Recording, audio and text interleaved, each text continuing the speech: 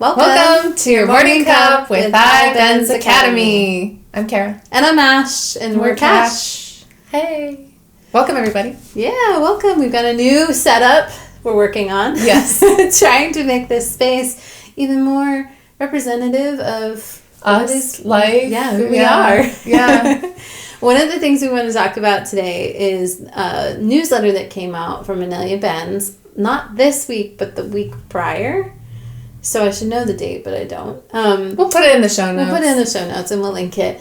But it's be kind, loving, and have strong boundaries. So since that newsletter came out, it's been really interesting because there's been a lot of discussion I've been a part of with it. One, if you don't know, I'm the community manager for the Star Tribe, which is the Inelia Benz Subscribe Star community.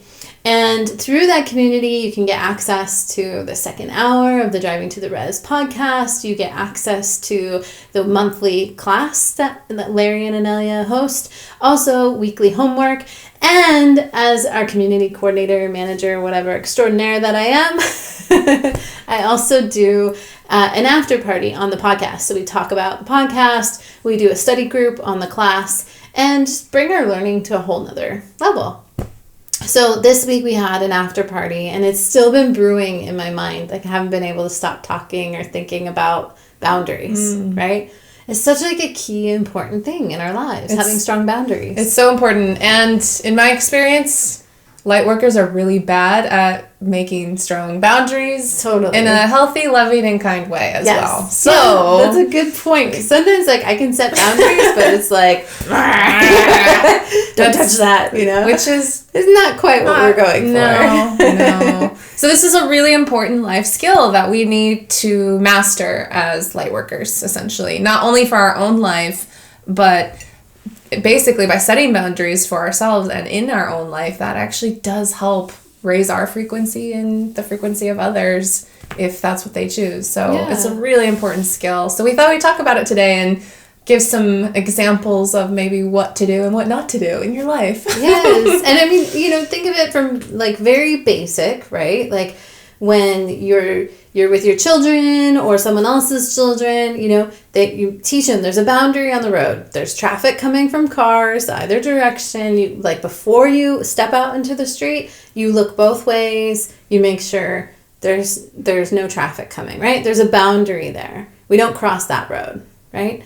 So it's like setting those boundaries in your life around what is maybe etiquette and comfortable for you, what's street smart for you, what is, I don't know, what else would you say that? Anything else? It's really providing structure that's supportive for you and of you. Because being a light worker isn't about being a doormat and just martyring ourselves or doing saving everybody. Yeah, exactly. Yeah. We have to be conscientious of ourself and our own field and how we interact with the world in a way that is supportive and high frequency for us. So to do that, sometimes we have to make very clear, strict boundaries with how we engage, where we engage, and make that very clear from a communicative perspective.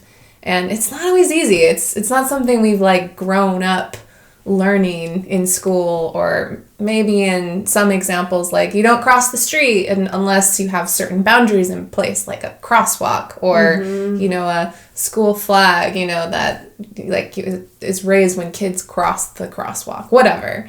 But we do grow up with boundaries, but we don't necessarily grow up with practical ways of navigating healthy boundaries in our lives, especially in our relationships. Yeah, when it comes to interpersonal, check out the newsletter that Inelia wrote, because in it there's a list of all of the things as light workers that it's the excuses or reasons why we won't set boundaries or we accept people crossing our boundaries, even when it's really uncomfortable or unpleasant or unhealthy.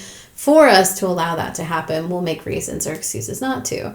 I have one example in my personal life where, I was friends with somebody who was a male, so it was opposite sex, and he was a large person, very tall stature, and had a large presence. And it was a scenario where when we would hang out, and we are maybe working together, we're doing something, there was always a desire for some long hugs on his part.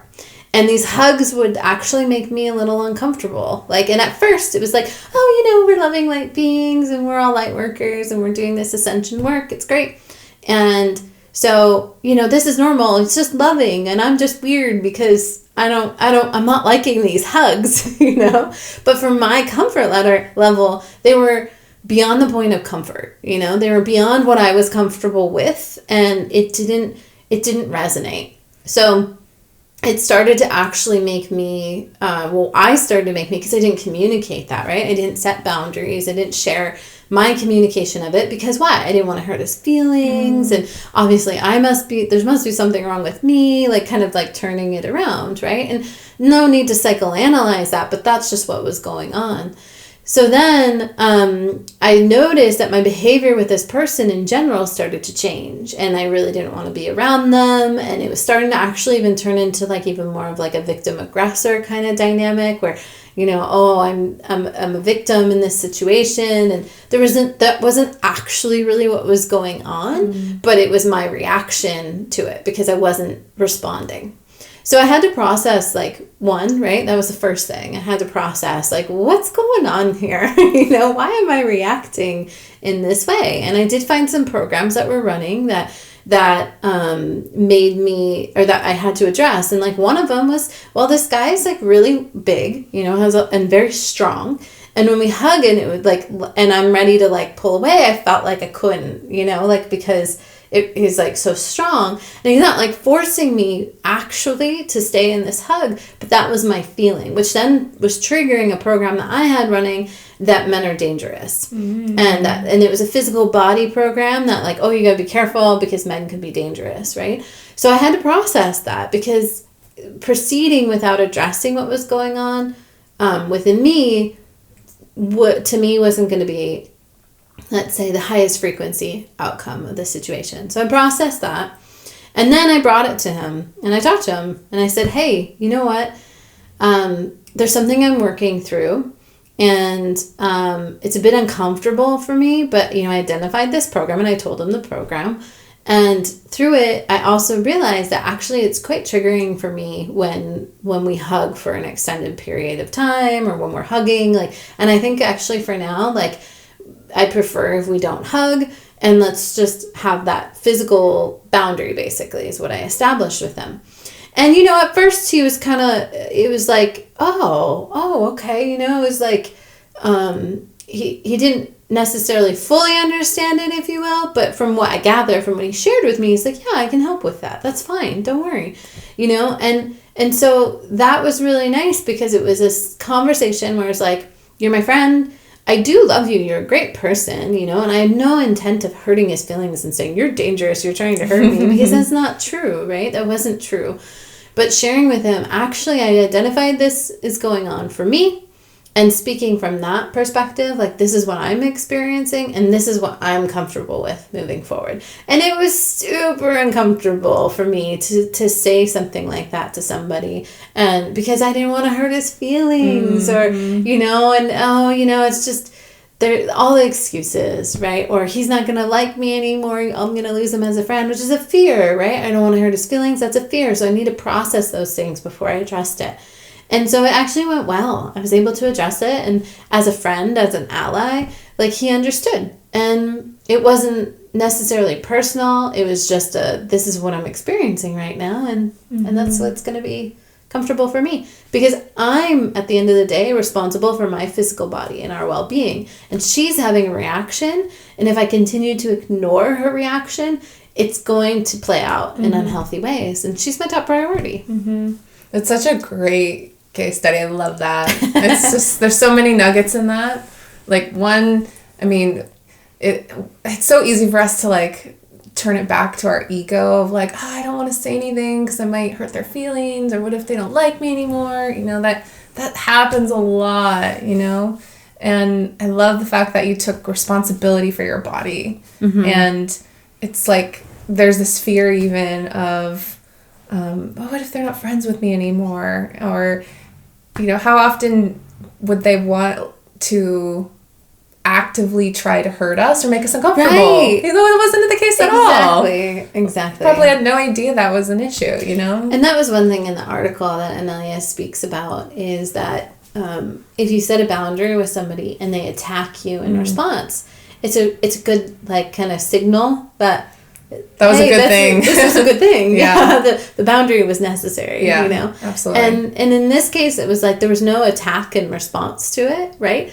And the boundary was set, it was established, and I was able to work through my stuff. And it actually lasted for a couple of years. Mm-hmm. And now it's like I see this person and we have a big hug. And it's totally fine. But I had to work through my stuff. I had a reaction. And it wasn't his responsibility that I was having a reaction. Right. If he was acting inappropriately, like, and there was a different kind of, let's say, like, underlining energy there, then that would be a different story, right? But that wasn't the dynamic in this situation. So, you know, if you find yourself in a similar situation, you've got to truth it for yourself and look at it and talk with your allies and get clarity of what's going on and don't assume.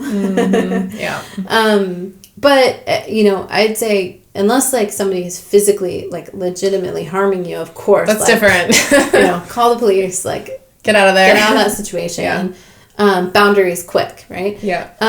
But in this situation, I had the room to be able to look at it objectively, do my processing on it, and use the iBenz method tools. I love in that example how you, like, owned your piece. Like, it's so easy when we have situations like this to come up to, like, quickly go in victim aggressor of, like, you're hugging me too long and you're inappropriate or whatever, because right? You're a big guy. You need to be adaptive to me and how I feel. And, But that wasn't it at all. It's like, you know, I'm feeling this way and here's how I would like to respond because I'm responsible for my physical body. Yep. Like, that's a game changer. Yeah. And I love that for, like, how you phrase that of, this is my responsibility to take care of my physical body, right? And putting boundaries in place to make that happen. Because we want your body to feel safe and loved and, you know, good. And sometimes we're the ones who have to make sure that happens, right? Because ultimately that is our job. It's true. Yeah. Yeah. Such a cool example. Thanks for sharing. Of course, yeah. I've got a few. Let's hear some not so good. Some better. Okay. So I started to become more aware of the importance of boundaries when I got a dog.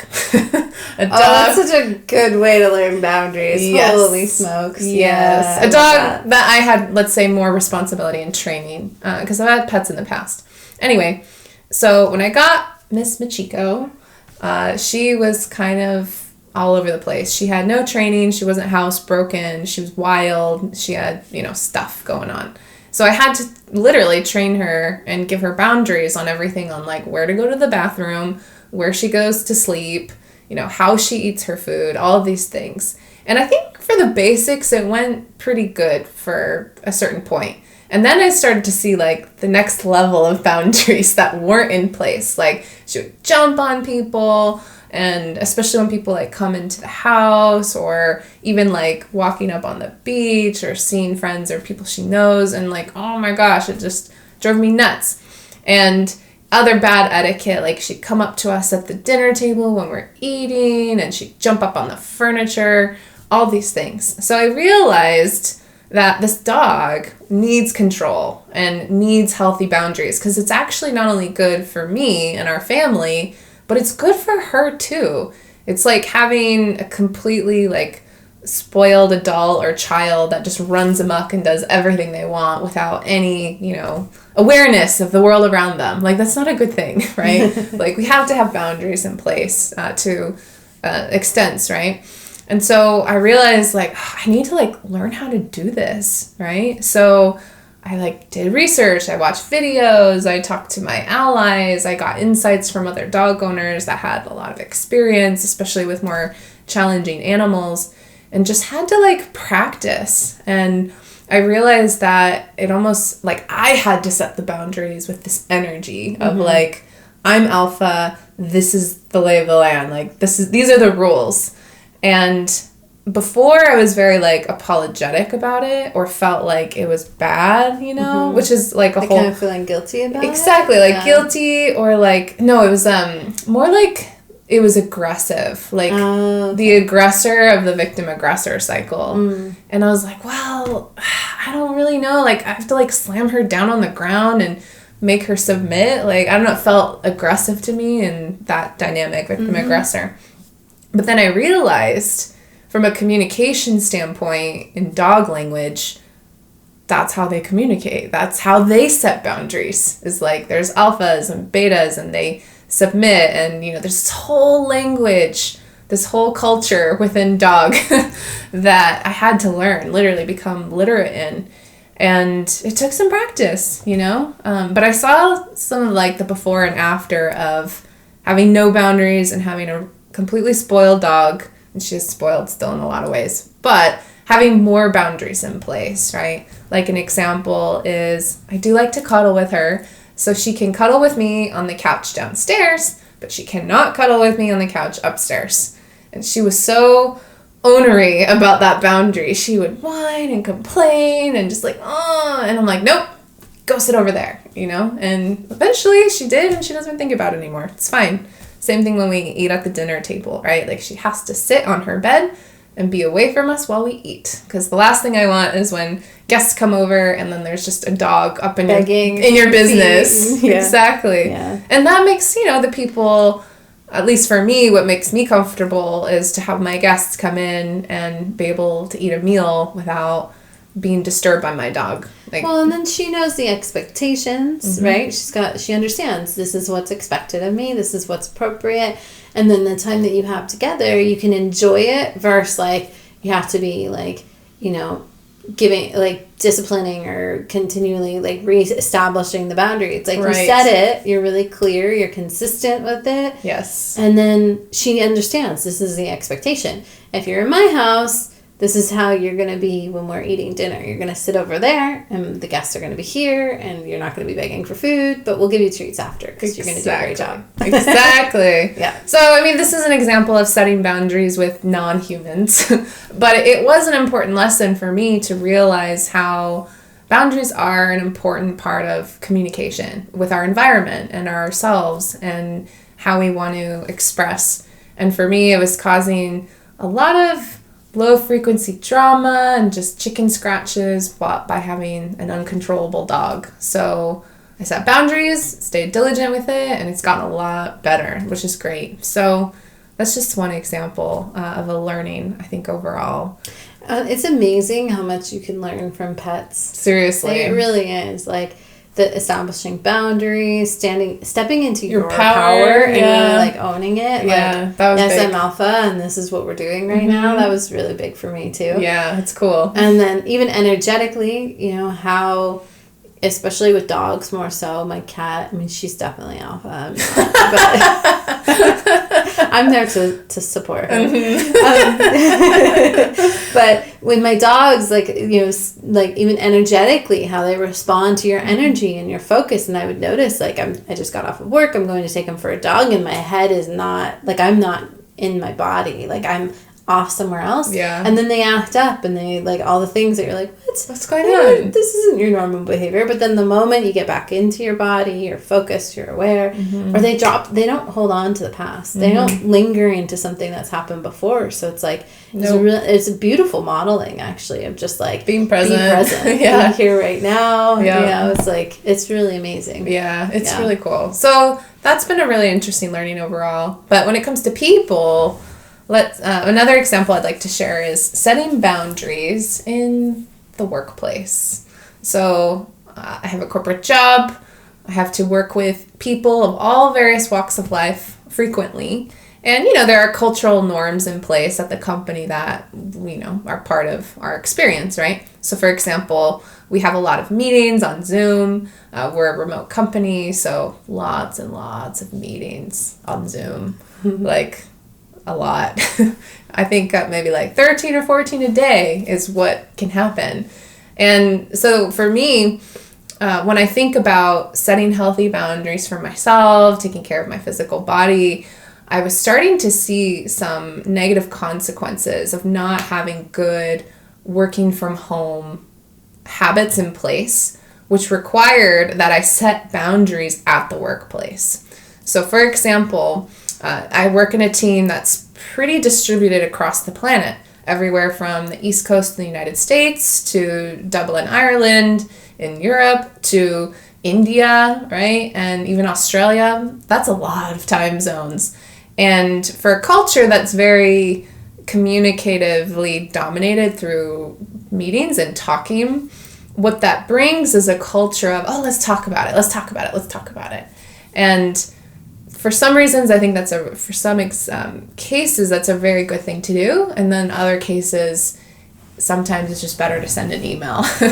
So when COVID happened and we were shifting into a more remote working environment, I'd actually already been working remotely for several years, but for a lot of the company, this was brand new. They had no idea like what to do or how to put in good work from home boundaries in place.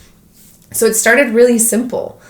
For example, putting our working hours in our calendar, just so that we could see, regardless of what time zone you're in on the planet, you can see, yep, I work from 8 a.m. to 4 p.m. Pacific. And after that time, like, I'm unavailable, So that's a good start. But I also realized, like, that wasn't enough, actually. I would still get meetings at, like, 6 a.m. or 8 p.m., or even just having like lots and lots of stuff coming up all the time. And it got to the point where I felt this pressure, like I was giving my power away to the corporate culture, essentially. Like, every meeting's important. If I don't do this, then I'll get in trouble, or it won't look like I'm doing my job, whatever, right? All that ego stuff and fears. And then I realized, this isn't good. Like, I was skipping meals, wasn't going outside to like go for walks. Like, we wouldn't lock up our dogs in like a house for 3 days without giving them light and good food and fresh air, right? And yet that's that's what I was doing with my physical body, which isn't good. So I realized that I had to set better boundaries. Like, that wasn't enough. So it meant like blocking off my time where didn't matter who scheduled it. Could have been the CEO or whatever. Like, I was unavailable at that time, and it was like my lunch block, or I had a out of office time that I reserve for other important activities, and I stick to it. And that sticking to it part is key, because for me, where I struggle or have struggled in the past is around like ego stuff. Like, oh, if I don't do it, I'll get in trouble. They won't like me, and I would almost like let that boundary slip. And this was a behavior that was becoming chronic. Like, I would have people overschedule me or disregard my calendar norms, and I would let it go. I'd just be like, okay, I guess this one time I'll let it slide. But then it just kept happening over and over and over again. And it got to the point where I was becoming like really disengaged. Like, I wasn't in a good spot. My physical body wasn't doing well. It just wasn't good. So it's really important, at least what I found, to be very clear and explicit with working norms and setting healthy boundaries in a workplace. So I told my whole team, my boss included, I put things in my email signature and all these other ways that say, these are my working hours. This is my open time. You can book meetings in the open time. And otherwise, if I'm booked, I'm booked. You could send me an email or find another time. Mm-hmm. And if people overschedule me, I will decline and say, no, I'm not going. And I have had times in the past where people are like, why didn't you attend that meeting? I'm like, I wasn't available. Oh, okay. Whereas before, that would have been like a fear of mine. Like, I'm not available. You said no. You can't say no. Actually, yes, I can. I can say no, and I'm not going. And this is why. So, it for me, like, this was a really big thing in my life that kept escalating, and it was becoming a chronic negative pattern that I had to take responsibility for. So there are a couple of tools that I used. Like, one, I processed my fears and resistances that I had. I had to heal my ego. So I used the ego exercise around, like, what if people don't like me or get in trouble, more specific. Ego exercise from Ascension 101. Yeah, thank you.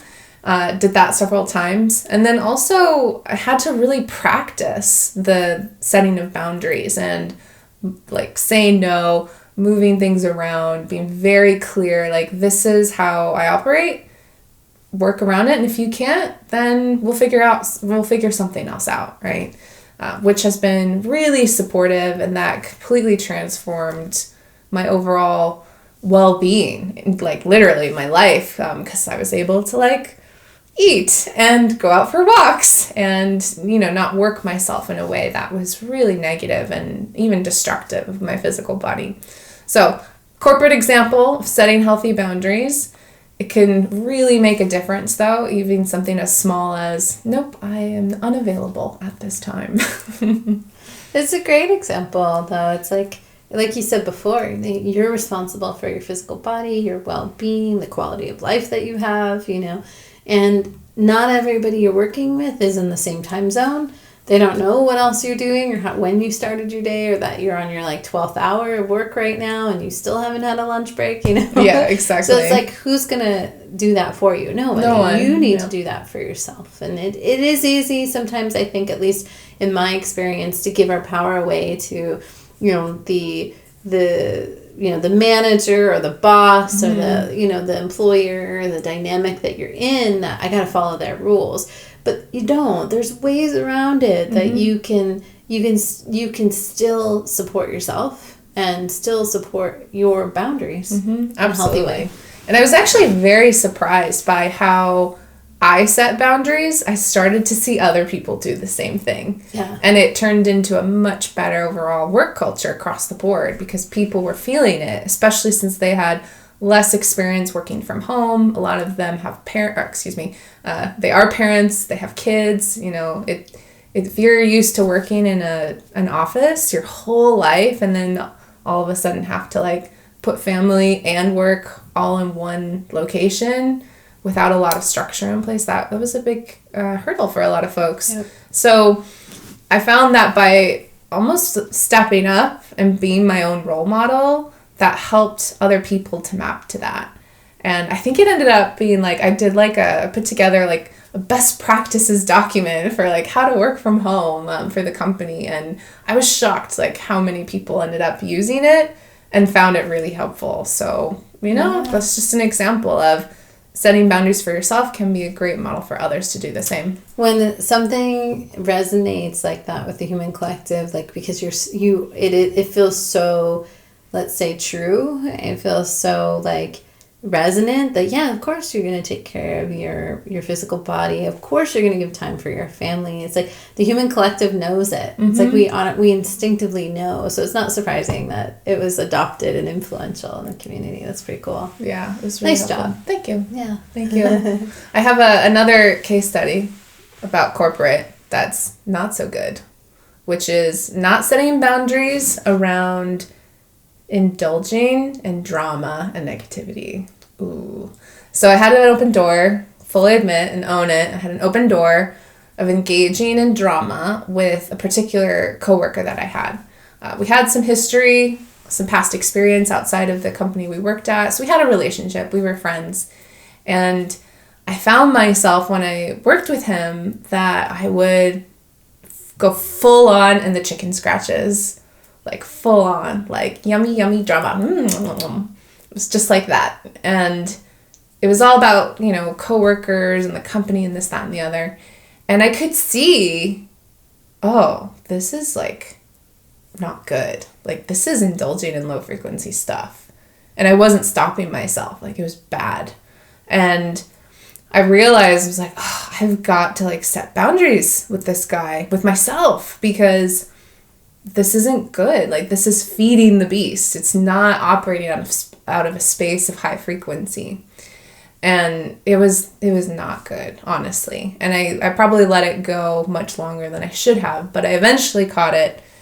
And I sat down with him and I said, look, I really appreciate and value the conversations we have. I love the fact that we're friends and coworkers and we have a lot of history together. But when we meet in, let's say, a one-on-one conversation, let's keep it focused, to an agenda or solving a problem and not indulging in this other stuff. the last bit weren't the exact words I used, but essentially I can't keep talking about the drama because it's just not good. It's not supportive. So it changed, fortunately. Had I done it sooner, I think it would have been a lot more beneficial, definitely for myself. But it was a healthy boundary that I had to create and be very clear about what type of chronic behavior had to stop. And I wasn't going to tell him, you need to stop doing this, or you're at fault for doing that, right? It was me owning my part of this co-creation. And if he wanted to go and, talk about drama with someone else, fine. That's his business. But for me, I had to stop. It just wasn't good. So nip that in the bud. And fortunately, a lot of transformation happened as a result. So it worked out. I think it's such a good example, our own boundaries is what we're willing to engage in and indulge or not, Or not. And then such a, especially life in the new paradigm, here we are, right? It's are we going to engage in the dramas? Are we going to engage in the victim-aggressor cycle? Are we going to engage in the savior-martyr programs? What are we going to do, Mm-hmm. Those are very much options of living in a light-dark paradigm, which is, if that's what you choose, then that's fantastic for you. But if you're choosing not to be in the light-dark paradigm, you want to be living in a light paradigm, you want to be engaging in a high frequency way, then it's having those boundaries that when we notice, and I think that's really key when I started hearing Inelia mentioning indulging in chicken scratches or indulging in the drama, indulging in the, let's say self-pity or indulging whatever it is, fill in the blank here. And when we indulge, it really is like that. It's yummy, I'm gonna soak up all this low frequency negativity because maybe it's comfortable, because maybe it's satisfying in some way, it's scratching an itch of a habit or something that I've got going on that I'm used to, because hey, we were all raised and born in the light dark paradigm, so it's not like we're all just cruising here and never have any type of low frequency engagement. But it's that, right? Ultimately, what it really comes down to is having boundaries with ourselves. And then how do we communicate and express those with others? And there's a lot of different ways. We just gave a number of examples of how we've communicated it with people. But there's also other ways that I've seen it done and even done myself, where maybe it's just through, by example, that somebody's going to say, oh man, I hate when he does that, and starts kind of putting out the bait, let's start talking trash about this person. And then you change the topic, and you see it coming, and it's oh, I was noticing that the flowers are starting to bloom, I think spring's coming now, and blah, blah, blah. Are you getting your garden ready? It's exactly. It could be as simple as that, and it doesn't have to be going into a in-depth conversation of, now I'm in the new paradigm, and this is high frequency, and you need to do this, and I'm going to tell you what to do, It can be much more subtle than that. But there's a variety of ways that we can respond. And dictating, having a light dictatorship and saying everybody needs to do this because I'm doing this. Right. That's a bit different too, because now you might be crossing other people's boundaries. But there's a good way to navigate, Yeah. And with anything, practice makes perfect. That's it. It. Try it out. And if it didn't work, and you look at the responses you got. Yep. Look at the situation, but process your stuff first, because if you are running victim aggressor, I'm the victim, they do this to me every time, and I told them my boundary was really clear that I said you can't do this, but you're still running that victim program, it's an open door. Yeah. And it will get used. It's an open door. You're going to continue that victim aggressor cycle. So really focus on process your stuff first, and then respond. Don't react, because the reaction would be, my trigger came up, and now I'm going to tell everybody, get the hell out of my house, Or it'll be a response, my trigger came up, and I responded, and I allowed it to express, and, I decided that the night was done. We had such a great evening. Everybody, let's end it on a high note. Thank you so much for coming. Yeah. We're done. Exactly. Yeah. At the end of the day, really, it's about putting boundaries with ourself right? And we can express this in a lot of different ways, like having the personal boundary not to indulge in drama or to talk, smack about someone, or having a very clear boundary with a communication issue with like a colleague or a friend that you own, right? It's not about making them wrong or changing them. It's being clear and transparent about what you need and what's supportive of you, and making that evident to the environment around you. But you're still owning your bit, right? Like, I have this program I'm working on, just wanting you to be aware and processing it, so I prefer if we do this instead. Or even just simply choosing not to indulge in that open door, whatever it is. So it's boundaries with ourselves. That's really key, and sticking to it, right? That can be hard sometimes, but it actually is a really important way to embody the new paradigm. Absolutely. Yeah. And use the tools. iBenz method work is out there. Lots of classes, lots of resources and tools to use. Kash, we are iBenz method mentors. For members of Walk With Me Now, we are in a process of accepting applications right now for our next mentoring sessions. And, it's like there are resources out there. There's counseling, there's therapy to do with couples. There's so many different things that you could engage in that would be supportive. Mm-hmm. If you're in a situation where you feel like maybe boundaries need to be established and you don't know how, start researching it. Empower yourself to come up with that solution. Yep, absolutely. Because at the end of the day, it's about setting ourselves up for success. Just like if we walk into the middle of the street without any broader awareness of cars coming, that's probably not going to set us up for success, right? Let's put some boundaries in place, take a look around, be conscientious of where we're going, and doing it with full awareness and in consciousness, because otherwise, it's not good. But read the article. Yes. Notice if maybe there's any type of dynamics in your life where you might be making an excuse, especially for folks who are like chronic abusers, who are, continually abusing and are continually playing into that cycle with you.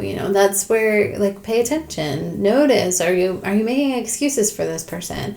And it's time, if you're ready, like, stop those excuses. Process the work that you need to process around it and set your healthy boundaries. Yep. Boundaries are all about responsibility. It's true. So let's respond. Yep. Respond in high frequency. And people seem to respond really well in boundaries. Mm-hmm. They understand it. Yeah. It's like kids do, humans do, like adults do. Like pets. We thrive well knowing, okay, so, I want to enter the store. I need to do it on this side. I enter through the right and people leave through the left. Yeah, or whatever. exactly. It's just helpful when I'm driving down the street. I know I drive on the right side, unless you're, of course, other countries that drive on the left. But it's right. It's a boundary that helps things to flow smooth, so everybody can go about their day and do what they're doing with ease and enjoyable. Exactly. So let's do that with our energy, with our communication, and our relationships. Most importantly, with ourselves too. That's key. So. Right. So we shared some of our stories around some of the boundaries we've established in the situations that we've been in. And we hope that that's something that you can map to and maybe gain some insight through. In follow-up, we do have a few things to announce for iBenz Academy. We do. So we are working on our annual calendar. I mean, it's March, but we're working on our annual calendar for 2023.